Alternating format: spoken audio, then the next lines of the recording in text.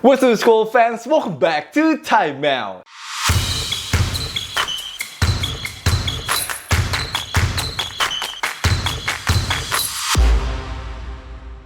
Yo, what up Temot Gang? Waduh, main Pascal Siakam kesurupan apa tuh?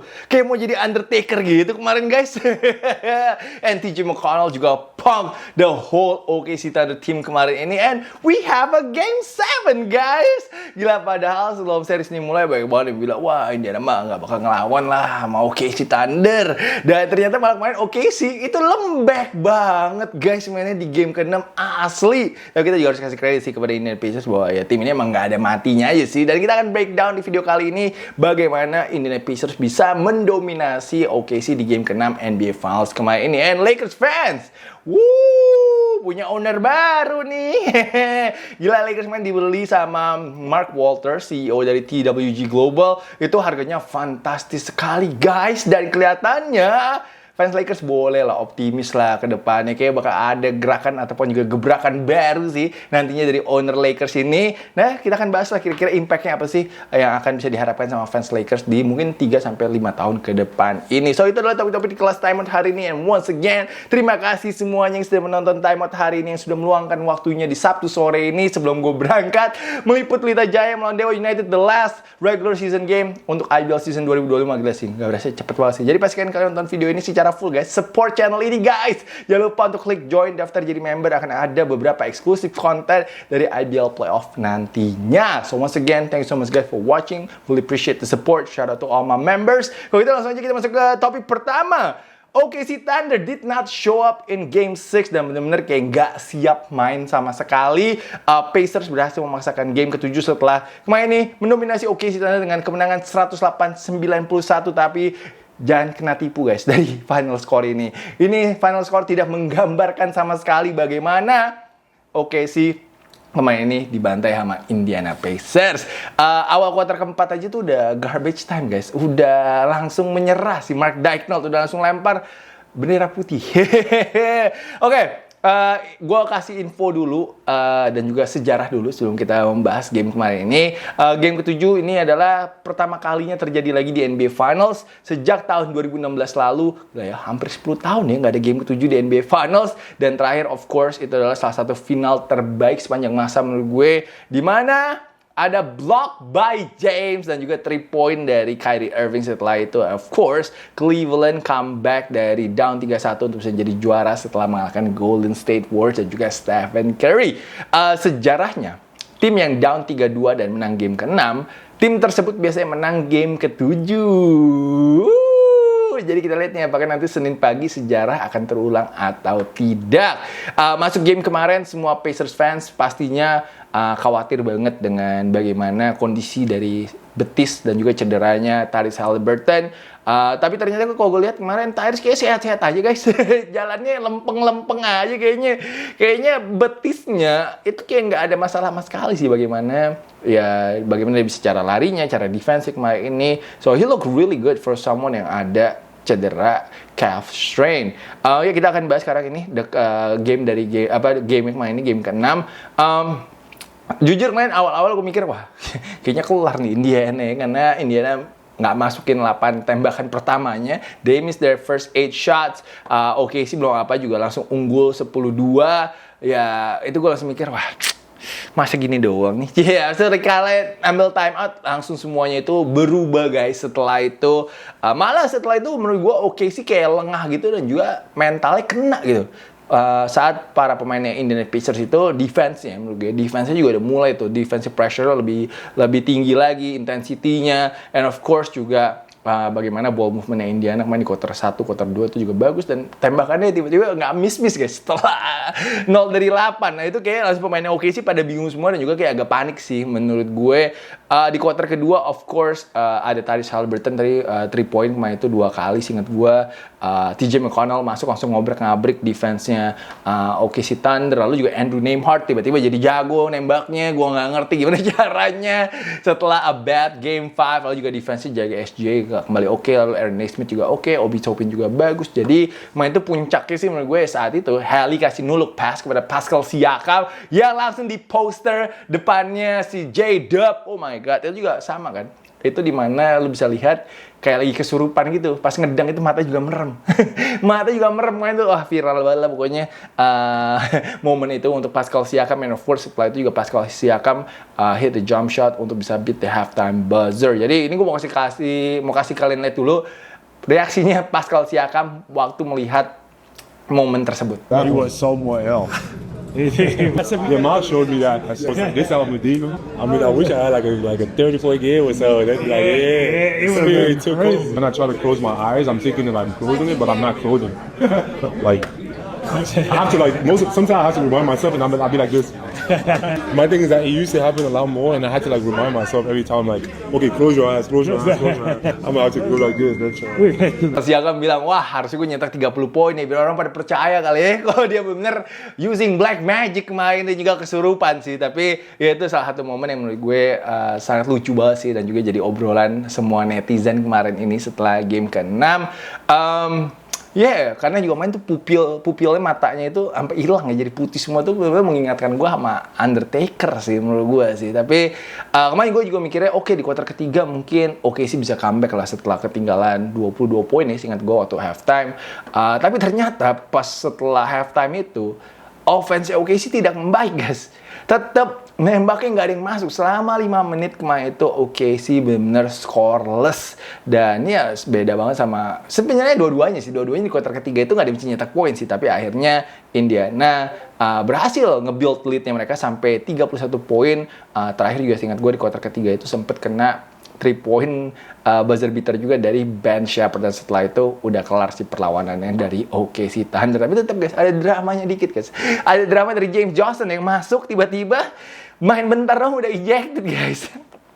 Apakah ini bentuk sacrifice dari Indiana Pacers? Mereka sacrifice James Johnson untuk bisa memenangkan jadi juara game 7? We will see. Tapi offense-nya Pacers kemarin kembali sih menyala ya, dimana ada 6 pemain Pacers yang berhasil mencetak double digit points.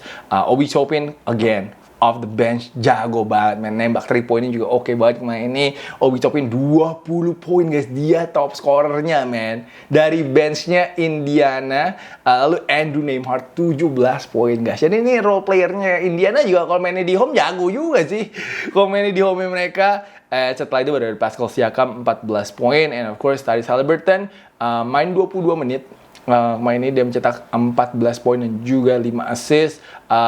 Beruntung banget sih main itu Pacers juga lead-nya agak jauh ya, karena itu membiarkan untuk si Tyrese Haliburton bisa istirahat gitu, nggak harus maksain main sampai 40 menit, karena kalau dia main sampai 40 menit menurut gue itu agak riskan sih. Sorry Pascal Siakam tadi 16 poin.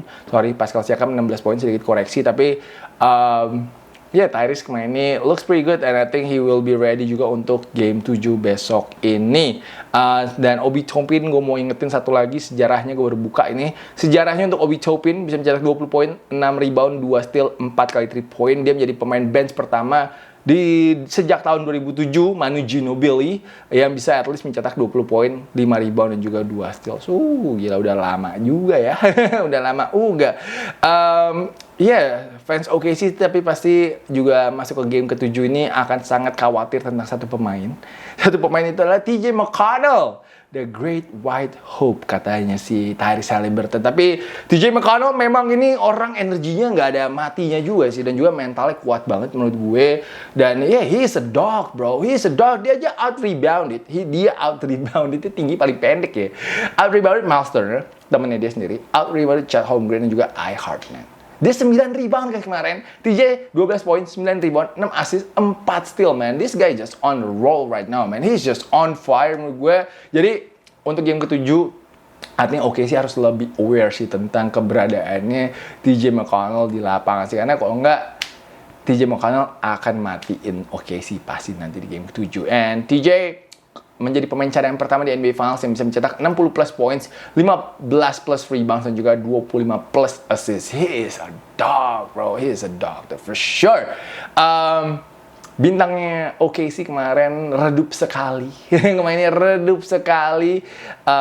Dimana SG juga mengakui kalau timnya suck, tapi dia looking forward untuk game ke-7, karena game ke-7 itu special banget memang ya. Semua orang pasti menantikan juga sih, dimana NBA title akan ditentukan hanya dengan satu game itu aja sih. All the hard works and everything just goes to that last 48 minutes. SGA kemarin ini 21 poin tapi 8 kali turnovers. Ini juga merupakan salah satu kuncinya kenapa Pacers bisa menang kemarin sih. Menurut gue Pacers itu defense-nya benar-benar agresif banget. Mereka juga cepat banget nge-trap-nya, pressure-nya itu kayak buat juga para pemainnya OKC nggak siap gitu. Itu kenapa juga OKC kemarin itu melakukan banyak banget turnover. Kalau nggak salah ini the second most turnover that yang mereka lakukan. Mereka melakukan 21 turnovers. Ini bukan karakteristiknya OKC sama sekali menurut gue. Tapi ya itu harus kasih kredit kemarin itu. Kalau Pacers main defense-nya kayak OKC main defense. Kalau lagi bagus gitu. J-Dub, oh my god, terjun payung sih dia kemarin ini. Dimana kita tahu after a career night 40 poin. Dia main malahan minus 40 guys. Malahan J-Dub minus 40 bisa begitu ya. Jauh banget tiba-tiba. Dan dia hanya selesai dengan 16 poin kemarin ini. Dan OKC juga 3 poinnya hancur banget kemarin. Dan gue suka sih strateginya Rick Carlisle juga. Dimana kayaknya dia realize bahwa ya OKC lagi bau kemarin 3 poinnya. Jadi dibiarinnya untuk nembak 3 poin. Karena ada 1 poin ataupun ada suatu saat main di game itu OKC nembaknya 1 dari 16 untuk 3 poinnya. Role player yang OKC juga gak step up sih. Kayaknya kemarin itu Indiana juga focusing untuk jaga bintang-bintangnya OKC sehingga mereka mau lihat nih ada yang bisa step up nggak nih role playernya si Indiana. Tapi ternyata nggak ada yang bisa step up juga role playernya Indiana dan akhirnya itu kenapa OKC kalah kemarin ini. Tapi ntar kita lihat ya role playernya OKC biasanya kalau main home lebih jago sih. Jadi itu juga akan menjadi salah satu kekhawatiran untuk para fansnya Indiana Pacers. Tapi fans OKC harusnya masuk ke game ke-7 lebih optimis guys, karena main di home courtnya mereka jelas banyak banget advantage-nya. OKC juga selama playoff itu lumayan dominan di home mereka, di mana mereka plus 247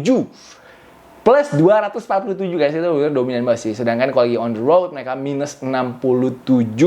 Selain itu juga OKC itu selalu menang di game ke-7 yang dimainkan di home mereka di 8 pertandingan terakhir. Dan all-time record untuk NBA Finals game ke-7 itu rekornya untuk yang main di home adalah 15-4.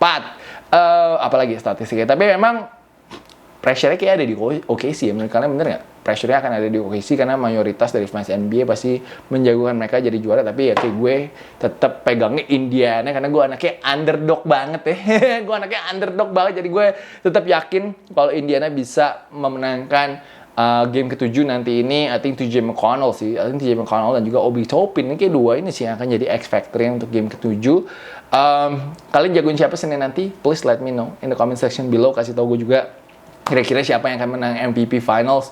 Kalau gue sih kalau Indiana menang ya, I think Pascal Siakam. I think Pascal Siakam might win the MVP trophy sih. Kecuali kalau tiba-tiba besok TJ McConnell 25 poin ya. Kalau TJ McConnell besok 25 poin atau Obi Toppin 25 poin, bisa-bisa salah satu dari dua pemain itu yang akan bisa menangkan MVP. Dan Senin nanti gue pagi akan live stream.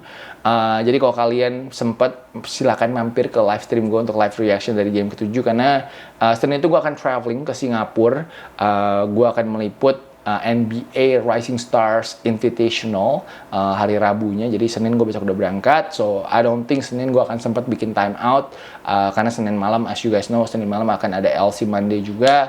So, gue will see Selasa juga gue gak janji sih, jujur sih. Ntar seseru apa lagi game ke-7-nya lah. Tapi gue usahain Selasa gue bikin time out sih. So, ya tapi mampir dulu lah. Senin pagi, gue gak tahu sih kalian Senin pagi akan nonton final gimana caranya itu. Pasti pada di kantor semua kan. Jam 7 pagi atau lagi macet-macetan sih. Karena mainnya jam 7 pagi setahu gue. So, ya itu dari pertandingan game ke-6 NBA Finals kemarin ini. Gila main, udah tinggal 48 menit terakhir nih untuk kita bisa menikmati pertandingan NBA season ini sebelum nanti kita akan melihat NBA Draft.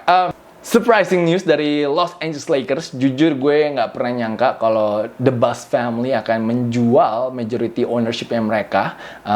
Tapi kemarin ini mereka baru aja melakukan deal dengan Mark Walter yang merupakan chairman dari TWG Global. Tapi emang harganya gokil sih. Harganya $10 billion man. Padahal pas the late Dr. Buzz beli tim Lakers ini, kalau nggak salah baru menang 7 championship, itu harganya masih 67,5 juta US dollar. Tapi Jeanie Buss gue dengar tetap akan menjabat sebagai governor of Los Angeles Lakers karena dia juga masih ada minority ownership dengan sekitar 15%-an lah masih ada di sana. Tapi kalau gue baca memang Mark Walter ini lagi gencar banget ya untuk membeli tim-tim olahraga. Dia juga merupakan owner dari LA Dodgers, tim baseballnya LA, ada LA Sparks, tim WNBA, ada Chelsea, lalu ada tim F1, lalu gue nggak tahu ada tim apa lagi. Tapi kalau gue baca dari perjalanan dia sebagai owner, dia lumayan bagus sih sebagai owner sih. Dia peduli banget dengan kesehatan atletnya, dengan fasilitas atletnya. Jadi entar semua kayak kelihatannya akan di-upgrade sama dia mungkin pelan-pelan untuk Los Angeles Lakers. Dan juga dia nggak takut untuk spend. Karena Dodgers itu setahu gue sukses banget sejak dipegang sama dia. Jadi gue juga expect hal yang sama saat nanti dia memegang Los Angeles Lakers. Jadi tampaknya mungkin ada satu superstar lagi mungkin yang bisa menemani Luka Doncic dan juga LeBron James. Mungkin dia nggak akan takut untuk bisa kena salary, kena luxury tax berapapun itu mungkin demi mendapatkan cincin juara lagi dan juga menyamakan Celtics guys ya.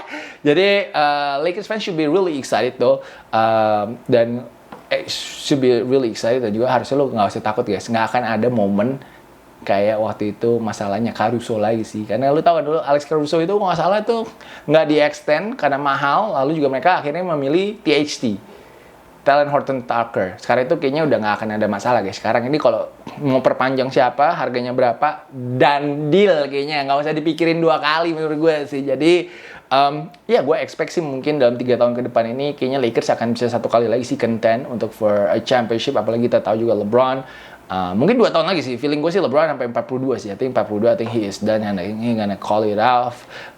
Ya kita tunggu aja sih bintang pertama siapa yang akan datang ke Los Angeles Lakers nanti untuk bergabung dengan Luka dan juga LeBron. Gue juga akan kaget kalau mereka tiba-tiba ngambil center secepatnya juga ya tahun ini ya. Jadi pas off season mungkin mereka bisa aja sign either Clint Capella ataupun juga Walker Kessler. Gue masih expect sih salah satu. Pokoknya ada satu big man yang cukup bagus, yang cukup solid yang akan masuk ke Lakers off season ini sih untuk bisa membantu mereka next season sih. Tapi yang gue penasaran adalah apakah si bos Mark Walter ini akan keep Rob Pelinka atau enggak sih. Itu sih gue penasaran sih. Is he on a hot seat or not sih, itu dia sih. Tapi ya itu sih time out dari gue hari ini. Hopefully you guys enjoyed. Hopefully banyak yang nonton sih. Hopefully banyak yang nonton karena gue tau lah hype-nya untuk NBA Finals tahun ini agak turun, agak down karena bukan tim-tim yang di big market yang masuk ya. Tapi ya gue harapkan masih ada sekitar 10,000 orang lah ya nonton Time Out hari ini. So once again thank you so much guys for watching. Have a great weekend everybody. Jangan lupa untuk like dan juga nanti gue tunggu untuk komentar kalian semua. And once again thank you guys for watching. I will see you guys again very soon. Peace out everybody.